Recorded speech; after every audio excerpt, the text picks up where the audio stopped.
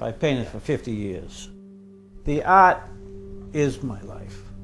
Gerry Fellows has a light touch when it comes to putting color on canvas, a stark contrast to strength he once displayed as an ironworker, strength which disappeared after he suffered a fall in 1967 and underwent emergency surgery. When I went in the hospital, I had my spleen removed, and the spleen burst. There was many other things that happened during that accident, but the spleen was the thing that I needed multiple transfusions, and that's where the Hep C came in. Over the years, hepatitis destroyed his liver, and cancer moved in. The medicines one doctor prescribed made him sick. So sick, he could no longer pick up a brush. Well, it was 10 times worse than hell to me. Losing 50 pounds and sick as a dog every day. But as soon as I get to Beth Israel, it was unbelievable experience. The transplant program at Beth Israel Deaconess Medical Center is really 3 separate centers under one roof, specializing in kidney, liver, and pancreas transplants. Some 135 organs per year are transplanted here, giving patients with severe disease new hope. I think our goal is to treat every patient the way we would want to be treated if we walked through those doors. It's a center rich with history. The first administration of insulin in New England occurred at the Deaconess Hospital in 1922, and the first successful liver transplant in the region was performed here in 1983. More recently, Dr. Hanto and his team became one of the nation's leaders in adopting the use of both extended criteria kidneys and livers, utilizing organs after cardiac death. The result? More organs available to those in need.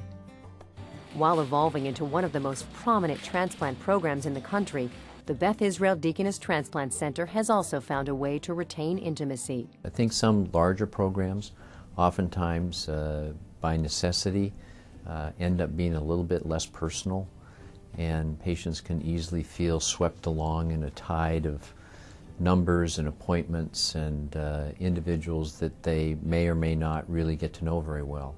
And I think here, although we're a very busy transplant program, we really emphasize trying to keep it on a very close, personal level.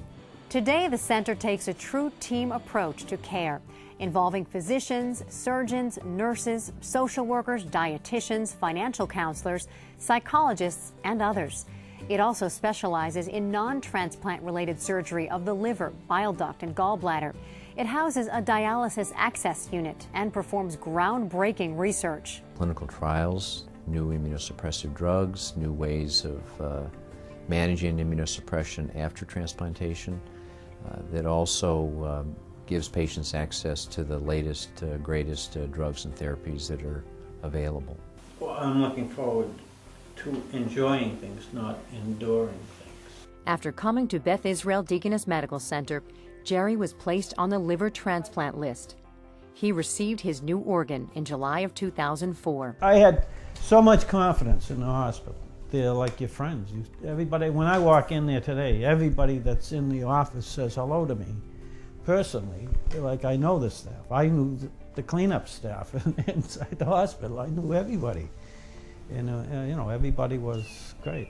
Patients routinely thank staff for taking the time to answer all of their questions, for educating them about the process, and for being available day and night, whenever they are needed. Testing would be done. They'd call you on the phone at night if they had them. And no doctors ever called me at the house, especially at nighttime. I thought I was being treated special, but I know I wasn't. They were doing it to everybody. I thought I was why are they doing all this for me? I couldn't dream of anybody being treated that way.